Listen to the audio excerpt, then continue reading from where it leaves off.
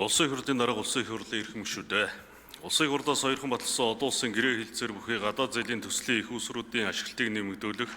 хэрэгжилтийг эрчимжүүлэх, тэр дундаа үндэсний аюул байдлыг хангах, стратегийн төслүүдийг хугацаанд нь ашиглалтанд оруулах зорилготой гадаад зээлийн ашиглалт үр ашгийг нэмэгдүүлэх тухай хуулийн төслийг Улсын их хурлын нэгдсэн чуулганы 2026 оны 5 дугаар сарын 14-ний өдрийн хуралдаанаар Улсын их хурлын чуулганы хуралдааны дэгийн тухай хуулийн 33 дугаар зүйлийн 33-ийн 1 дэх хэсэг заасны дагуу яаралтай хэлцүүлэхээр шийдвэрлэж Төсвийн байнгын орооны 2026 оны 5 дугаар сарын 15-ны өдрийн хуралдаанаар уг хуулийн төслийг хэлцэх хэсэг асуудлыг дэмжсэн болно. Монгол Улсын засгийн газар 1991 оноос хойш нийт 308 төсөл арга хэмжээнд 10.4 тэрбум ам.доллар буюу 33.4 их найт төгрөгийн төслийн зээлийн хэлцээр байгуулснаас өнөөдрийн байдлаар 6.1 тэрбум ам.доллар буюу 19.6 их найт төгрөгийн хөрөнгийг ашиглаж 4.3 тэрбум ам.доллар буюу 13.8 их найт төгрөгийн ашиглаагүй үйлдэгдэл байгаагийн 38% нь буюу 5.3 их найт нь газрын тос боловсруулах үйлдвэр, Эрдэнэрийн усан цахилгаан станцын төслүүдийн үлдэгдэл санхүүжилт байна. Мөн хэрэгжүүлж төслүүдийн 68% буюу 52 төсөл нь хөнгөлөлттэй, 32 буюу 22 төсөл нь нэн хөнгөлөлтөй нөхцлөөр хэрэгжиж байгаас гадна зарим төслүүд нь зээлийн их усрыг дагсан тусламжийн санхүүжилтийг тодтох зүйтэй байна. Нэн хөнгөлөлтөй болон хөнгөлөлтөй зээл нь Монгол Улсын төсвүүд ирэх шууд ачааллыг бууруулж дунд болон урт хугацааны хөгжлийн суурийг тавьж чухал үүрэг гүйцэтгэсээр байгаа хэдий ч 2011 оноос нэн хөнгөлөлтөй нөхцөл өөрчлөгдөж Монгол Улс энгийн болон хөнгөлөлтөй зээлд хамрагдах болсон. Харин 2024 оноос эхлэн манай улс дунджаас дээгүүр орлоготой улс болсон тул арилжааны нөхцөлтөй зээл авахаар зээлийн нөхцөл өөрчлөгдөж байна. Нийт зээлийн төслүүдийн 13.8 их найт төгрөгийн ашиглагдаагүй үйлдвэрлэлийн 89% нь 2026-аас 2029 онд хэрэгжиж дуусах гэрээ хэлцээртэй байгаа нь эх 3 жил зээлийн ашиглалтыг нэмэгдүүлэх бодлогын арга хэмжээг авч хэрэгжүүлэх хүндэслэл бөгөөд зээлийн ашиглалтыг улсын их хурлаар сойрхон батлсан хэлцээрийн хугацаанд багтаан хэрэгжүүлэхгүй тохиолдолд төгслийн хугацаа хойшлох, өртөг өсөх, хүүгийн болон үйлчлэгээний зардал нэмэгдэх, улмаар хөрөнгө оруулалтын төслүүд хугацаанд ашиглалтанд ороогоос үүдэн нийгмийн ач холбогдол эдийн засгийн үр өгөөж саарах бодит эрсдлийг бий болгож байна.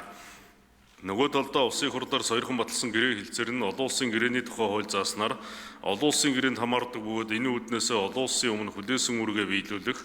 олон улс санхүүгийн байгууллагаас тогтмол хийдэг үнэлгээнд нөлөөлөх асуудал юм а.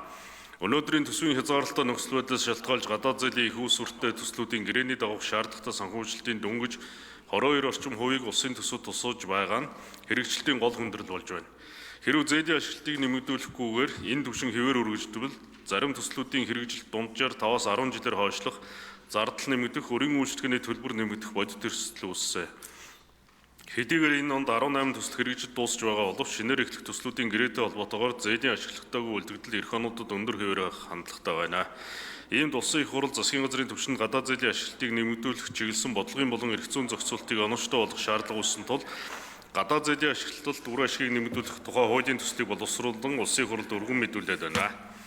Хуулийн төсөл нь 4 бүлэг 5 зүйлтэй бөгөөд хуулийн төслийн 1-р бүлэгт хуулийн зорилт, хуулийн үйлчлэх хүрээг, 2-р бүлэгт гадаад зээлийн ашиглалтын зардлын зохицуултыг, 3-р бүлэгт гадаад зээлийн ашиглалтын ил тод байдал, хяналтын асуудлыг, харин 4-р бүлэгт хуулийг дагж мөрдөх журмын зохицуултыг тусглаа. Хуулийн төсөл нийт хэрэгжиж байгаа төслүүдээс гадна газрын тос боловсруулах үйлдвэр, Эрдэнэрийн усан цахилгаан станц барих төслүүдийн хүрээнд ашиглалтыг нэмэгдүүлэхийг тодорхой тусгаж өгсөн бөгөөд хууль өөр төсөл нэмж тусгах төслийн нэр өөрчлөхийг хориглосон. Түүнчлэн хуулийг эдгээр төслүүдийн зээлийн ашиглал бүрэн дуусах хүртэл хүчинд төгөлдөр байхаар тусглаа. Хуулийн төсөл батлагдсанаар 2026 онд газрын тос боловсруулах үйлдвэрийн хувьд 1.5 их найт төгрөг, Эрдэнэрийн усан цахилгаан станц төслийн хувьд 324.1 тэрбум төгрөгийн ашиглал буюу нийт 1.8 их найт төгрөгийн санхүүжилт гарснаар төслүүдийн хэрэгжилтийг эрчимжүүлж хэлцээрийн хугацаанд багтаан ашиглалтанд оруулснаар зээлийн үйлчлэгээний төлбөр, тэр дундаа хөрөнгө баталгаажуулсны төлбөр төлөгдөх 104.1 тэрбум төгрөгийн хэмнэх нөхцөлийг бүрдүүлнэ. Газрын тос боловсруулах үйлдвэр ашиглалтанд орсноор дотоодын хэрэглээний 55%-ийг хангаж жил бүр 1 тэрбум долларыг дотооддоо үлдэх, Эрдэнэрийн усан цахилгаан станцын хувьд баруун үсийг 100% эрчим хүчээр хангаж жил бүр 17.5 тэрбум төгрөг дотооддоо үлдэж импортын цахилгаан эрчим хүчийг орлохоор байна. Иймд хуулийн төслийг хэлсэн шийдвэрлэж өгөхийг хүсье. Баярлалаа.